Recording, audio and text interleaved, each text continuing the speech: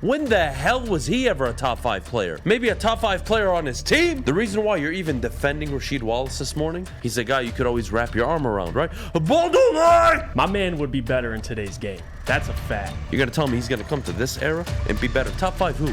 Steph Curry's top 5 right now? KD, Giannis? Take away Andre Iguodala's MVP for saying that.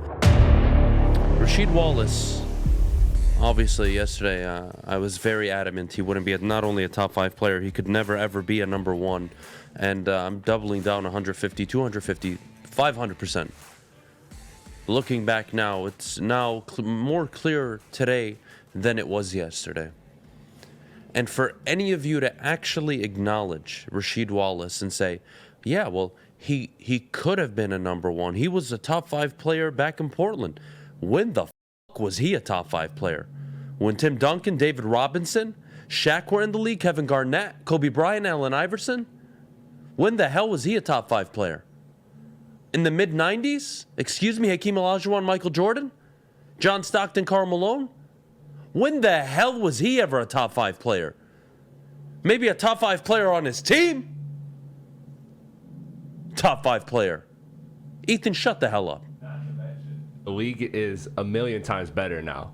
And so for him to be even higher ranked than he was then, I love Rasheed, but come on. I mean, he was, let's be honest, he was easily, at best, the 3rd best Piston on the championship And there's nothing team. wrong with that. He was fantastic. Yeah. He was an immense part to winning that championship. I don't believe they win without him. Right. Having said that, he was never a 1. And he was never a proven 2. He had one good postseason in Portland. That gets him a pass for the rest of his career.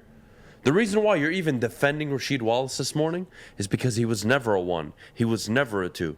He's a guy you could always wrap your arm around, right? A ball don't lie! A ball don't lie! That's all he did. And then every other game he'd get a flagrant foul or a technical. That was Rasheed Wallace in Detroit. And in Portland, he was a dynamic player ahead of his time. Never a top 5 player in the league. Never a top 10 player in the league during his era. You're going to tell me he's going to come to this era and be better? Top 5 who? Steph Curry's top 5 right now? KD, Giannis, LeBron, AD, Luka, John Morant? Top 5. Top 5. Iggy, you are dumber than I thought.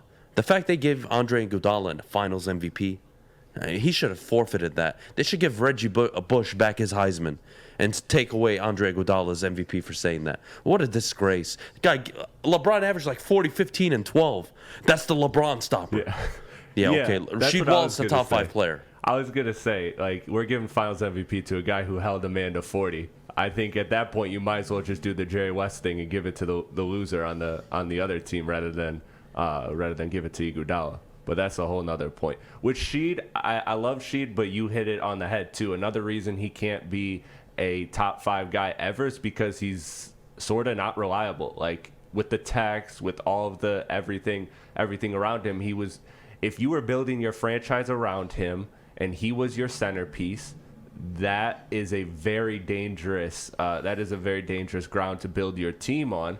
And not to mention talent-wise, he had the games where he could show up Kevin Garnett on a game. He did that. He had great games, but if you're top 5, you're consistent, and he was never consistent. He never averaged more than 20 points in a single season. Stop it, guys. Yeah. That's another thing, too, is like, I think people are ignoring the fact that Rasheed and the way he moves in today's NBA, like he wasn't the most immobile big, but having to switch out on the perimeter more than ever too, I think that Rasheed was a decent to solid rim protector, but not a great one. And then combine that with today's NBA where it's mostly played on the perimeter. He would not be as good today as he was back then. And not many people play through the post, which was his strong suit. When was Rasheed Wallace's best career year? 2001? Yeah. What do you think? Probably 2001. 2001, they averaged 100 points a game. Portland. You guys tell me. In the postseason in 2001, Portland averaged 91. 9-point drop-off in the playoffs. They averaged almost 100 points in the regular season. Stop with it. They scored 70, 80 points. That is a fake thing. The bad boy Pistons used to put up 112, 113 a game. Thank God my best friend is walking in the studio. Jeff, I swear to God, I'm telling you right now. You can either save the show, I'm breaking the desk, I'm breaking the mics, and I'm walking out of this bitch. Oh, he said you can break the mic. That's not a good sign. First of all, I'll tell you where I'm coming from. I love Rasheed Wallace. Of course. Guy gave me a championship as a child. I appreciate the hell out of him. He also left Robert Ory wide open and cost us a second title. But I'm not going to bring that up. Got a point. I'm just going to take it back. I act like I never said that. Top 5 player in today's league. Was he ahead of his time, Jeff? He was. Yeah. But Rasheed Wallace was never top 5 at his position, maybe outside of one season in his entire career. Guys, there's levels to being a 1, a 2, and then what Rasheed was, which was an explosive number 3 that you'd love to have on a championship team. Right. But the guy is more famous for don't lie and getting technical fouls and staring at referees than anything else. Yeah, I think his antics kind of held him back a little bit. But I think Iggy's point, I had to come in here because Chris, my man would be better in today's game. That's a fact. Because of his ability to shoot the ball. That's the whole point that Iggy's making. Sheed could score from anywhere on the floor. Back then, 20 points in that pace with that NBA, you're scoring 80, 90 per game.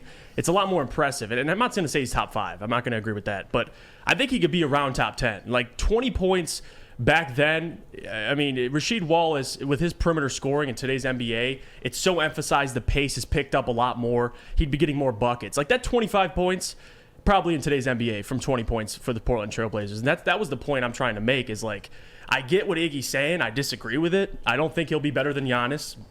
Breaking news. I think Giannis is a better player. But I get the point he was making. I think his game would be more beneficial in today's NBA because he could score from anywhere on the floor. That was the point. Now, the antics and stuff, I think that kind of answers itself. I don't think he'll be better than Giannis. But, again, I get the point he was trying to make. I really do. Again, she translates in today's NBA. He was ahead of his time. 100%. He definitely does. Yeah. It doesn't mean he's a top 5 player. He's not even top 10 in today's NBA. I get that point. I just don't want to twist it.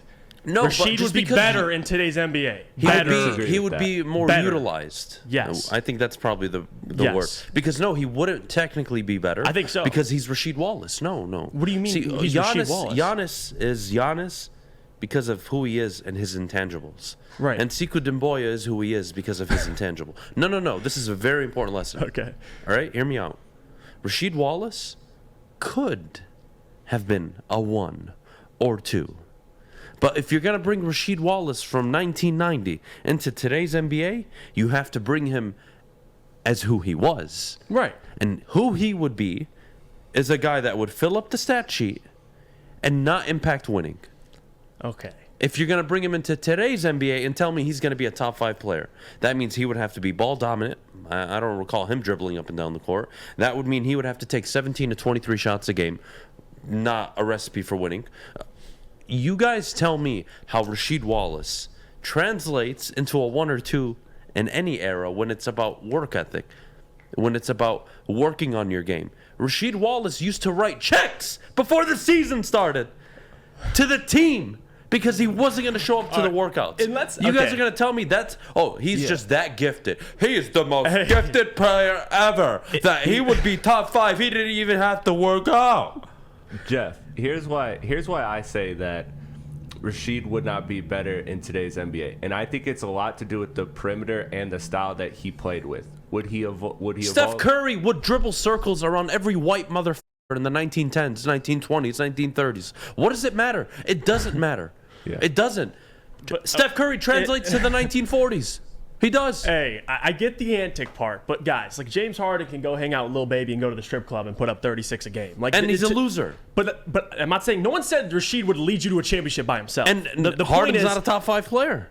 He was. To idiots, he was, and so was Westbrook. That's the point I'm making. In today's NBA, scoring is much. The game's sped up. The pace is sped up. Offense is focused. And with Rasheed's game, he was pretty good defensively, but offensively, his ability to shoot from the perimeter. I mean, come on. Again, he's not a top 5 player. I'm not even arguing that. We're on 2 different things. I just want you to know. So give me a player comp. How would he translate? Who is a player you look at? Don't tell me AD, even though it's kind of similar. Yeah. Maybe a little bit defensively. The shot, sure, but I think AD is much more complete in the post than Rasheed Wallace. But who's the comp if it isn't AD? How does he translate? What does that look like? It's tough. It really is. I don't know if there's a specific comp I can think of, but it just his game itself. Like, you can use him in today's NBA, especially with the spacing. He'd fit. He can shoot mid-range, three-point, inside. And I think he's solid enough defensively to where he's not a liability. But certainly, I get the antics part. Like, if you want to question his work ethic, did he reach his complete potential? I don't think that's the point. With Iggy's point, top 5 player, I disagree with it. He's not going to be better than Giannis. Giannis is physically, athletically gifted. There's levels to this, but I think the point he was making is just, and this is, come on, we can't be surprised by Iggy. A lot of guys say this that played back then. They try to say, well, this guy could have been better. I could have been better in today's game. I could play in today's game. So I'm not surprised Iggy said it. I want us all to chill for a second. I mean, Rasheed. Yeah, I want us all to chill. I want you to not come into my morning show YouTube chat and tell me that Rasheed Wallace made the finals with the Portland Trail Blazers. Do me a favor. Don't piss me off. All right? Educate yourself a little bit. Don't be a little dumb motherfucker and join the chat this morning and talk. Player count. Please don't. Just don't do it. Don't piss me off more than I'm already pissed off. Give me your player count. Okay. Jesus Christ. My player count, is he not around the same version as Kevin Love? That's who I was thinking of. I think he's a more physical version. Yeah, but more physical. But the thing with Kevin Love, and this is what, and this is my thing, is that on the perimeter, like we saw, like he's like that's a way to attack him, and he's not necessarily a liability, but he's kind of bordering that territory. Yeah, but could Rasheed Wallace ever be a number 2 on a contending team? I don't think so. So we're comparing him again. I'm sorry, to Kevin Love, who was never really much after he left Minnesota. He changed his role, obviously, to accommodate Kyrie and LeBron. We're comparing him to Anthony Davis, who's won a championship as an alpha, as one of the main focal points of the team with LeBron James. Who is he? He's a role player. And I know you're not arguing the top 5, top 10 thing. Yeah. I know you're not, but like that's where I'm just going to go back to because it's so ridiculous because I think Tim Duncan, Steph Curry, Kobe Bryant, all the players that you've seen win championships, LeBron, all the guys that have won and that have become top of their, were revered by their peers as one of the best players ever during their generation. Intangibles matter. Like, yeah, Rasheed was so skilled. What does that mean? What does it mean? He was one of the most skilled offensive players for his time. All right. He translates. He probably puts up 21 a night, 22 a night. Yeah, is that fair? Today's NBA. I think he scores 5, 6, 7 more points a game in today's NBA. Yeah. Okay. He's still Rasheed Wallace. He's still going to average 5.2 fouls a game. 1 technical every other night. He's still going to yell at the refs, ball don't lie, even though there's replay in today's NBA. And even when the replay shows that it was a foul or that it was the opponent's basketball, he'll sit there and say, ball don't lie. Come on, I can't believe the Rasheed slander Rasheed Wallace playing in today's world with social media. Come on. Okay, now we're getting okay.